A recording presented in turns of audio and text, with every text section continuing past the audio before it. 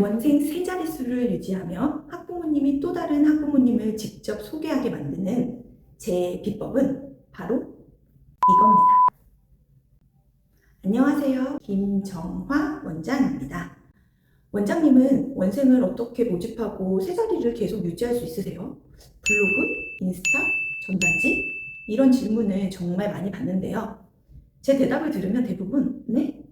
의외인데? 라고 하시는데 제 대답은 바로 상담입니다. 왜냐하면 저는 동탄 신동 오픈 2개월 만에 35명, 부산 사직점 오픈 확장은 2개월 만에 70명, 그리고 본원도 2개월 만에 80명을 모은 이 과정들을 직접 만들어가면서 찾은 공통점이 있었어요. 그게 바로 홍보보다 상담이었습니다. 오늘은 시행착오를 겪으며 정확한 저만의 상담 비법, 그 다음 이야기인데요. 기대해주세요. 등록은 끝이 아니라 시작입니다. 대부분 초보 원장님들, 그리고 원생이 잘 늘지 않는 원장님들은 모집과 등록에만 집중을 합니다. 그런데 학원을 오래 운영을 해보니 원생이 꾸준히 늘어나는 학원은 재원생이 정말 탄탄하더라고요. 저희 교육원 또한 마찬가지였고요. 한번 생각해 볼게요. 우리가 열심히 홍보를 했어요. 블로그 쓰고 인스타 하고 열심히 홍보해서 상담하고 원생이 5명이나 등록을 했어요.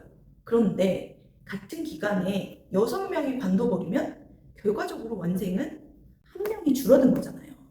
그러니까 원생을 늘리는 핵심은 신규 등록도 물론 중요하겠지만 재원생 관리입니다. 그래서 제가 등록이 끝이 아니라고 계속 말씀을 드린 거고요. 등록이 끝이 아니라 시작이에요.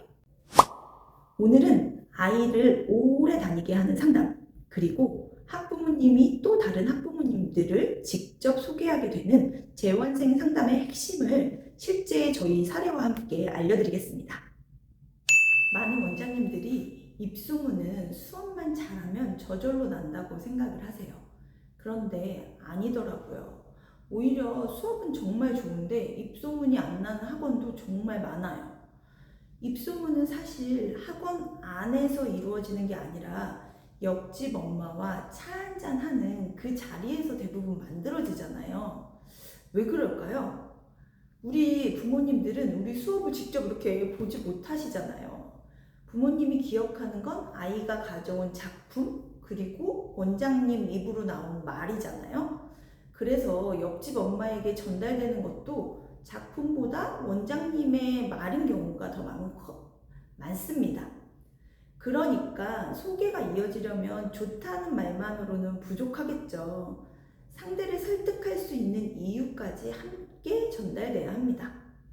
결국 좋은 수업은 입소문을 만드는 게 아니라 좋은 상담이 입소문으로 만든다고 생각합니다.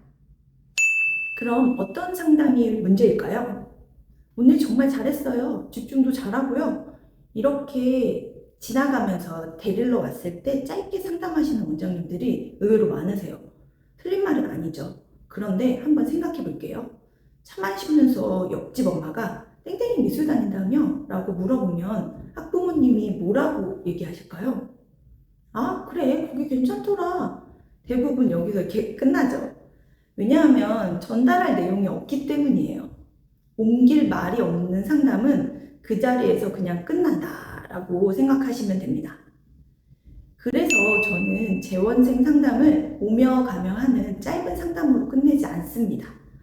꼭 아이 없이 부모님과 온전히 상담하는 시간을 따로 잡고요. 그 시간 안에는 여러 가지 이야기를 하지만 꼭 3가지 기준으로 이야기를 합니다. 첫 번째, 아이가 그동안 어떤 생각을 하면서 활동을 했는지. 두 번째, 아이에게 왜 지금 이 미술 활동이 꼭 필요한지. 세 번째, 집에서는 어떻게 도와주면 좋은지. 그리고 앞으로 어떻게 성장시켜 나갈 계획인지까지. 이런 아이가 있었는데요. 처음에는 주제를 표현할 때마다 모르겠어요 하면서 이렇게 선택하는 걸 되게 힘들어하는 아이가 있었어요. 이런 친구들 은근히 많잖아요. 그래서 아이가 선택하는 것부터 연습할 수 있도록 이렇게 2-3가지 선택 기준을 선택지를 주고 그 안에서 직접 고르게 했어요. 왜 우리도 주관식보다는 객관식이 좀 쉽잖아요. 그래서 조금씩 연습하다 보니까 자기 생각을 이렇게 작품 안에 이렇게 담기 시작하더라고요. 여기서 팁을 하나 드리자면 이런 변화가 보이는 이 시점에 상담을 잡으면 부모님도 아이의 성장을 훨씬 쉽게 이해하세요. 우리도 말하기가 훨씬 편하고요. 이런 경우 상담은 어머님, 저는 지금은 그림을 잘 그리는 것보다 스스로 선택하는 경험이 더 중요하다고 생각해요. 이런 경험이 쌓여야 자기 결정력도 생기고 결국 자신감으로 이어집니다. 그래서 집에서도 작은 것부터 아이가 선택할 기회를 주세요. 옷이든 양말이든 사소한 것부터요. 앞으로는 선택지 안에서 고르는 연습을 하다가 조금씩 자기 생각을 자유롭게 표현하는 방향으로 수업을 이어나가려고 합니다. 이렇게 상담을 하면 부모님은 그림을 기억하는 게 아니라 우리 아이가 왜 이런 수업을 하고 있는지를 이해하게 됩니다. 그리고 선생님처럼 막 이렇게 가르치듯이 설명하지 않고 저도 엄마잖아요. 같이 아이 키우는 마음으로 좀 허심탄회하게 이야기를 합니다. 그렇게 상담을 하고 나가면 우리 아이를 이렇게까지 봐주더라. 그림만 가르치는 곳이 아니더라. 이런 이야기들을 자연스럽게 다른 부모님들께 하시더라고요. 저는 그게 입소문의 시작이라고 생각합니다. 그래서 어느 순간부터 저는 전단지는 더 이상 돌리지 않고 있습니다. 오늘 이야기 정리해 볼게요. 등록 상담은 설명하는 시간이 아니라 듣는 시간입니다. 재원생 상담은 보고하는 시간이 아니라 아이의 과정과 변화를 전달하는 시간입니다. 그리고 등록은 끝이 아니라 입소문의 시작입니다. 저는 미술학원은 아이를 잘 가르치는 곳이기도 하지만 부모님과 신뢰를 잘 만들어가는 곳이라고 생각해요. 그 신뢰가 쌓이면 소개는 자연스럽게 따라옵니다. 다음 상담에서는 오늘 잘했습니다 대신 우리 아이에게 왜 이 활동이 꼭 필요했는지, 우리 아이가 어떤 성장을 했는지 딱 한 가지라도 정리해서 이야기해보세요. 부모님의 시선이 달라지고 그 변화가 결국 입소문으로 이어질 겁니다. 창업을 준비하고 계시다면 기억하세요.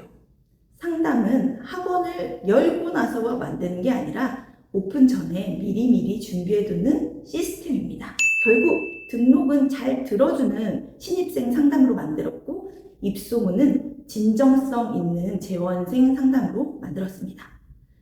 4명에서 110명이 되기까지 제가 실제로 어떻게 학원을 운영했는지 궁금하시다면 고정 댓글에 있는 영상들도 꼭 이어서 한번 봐주세요.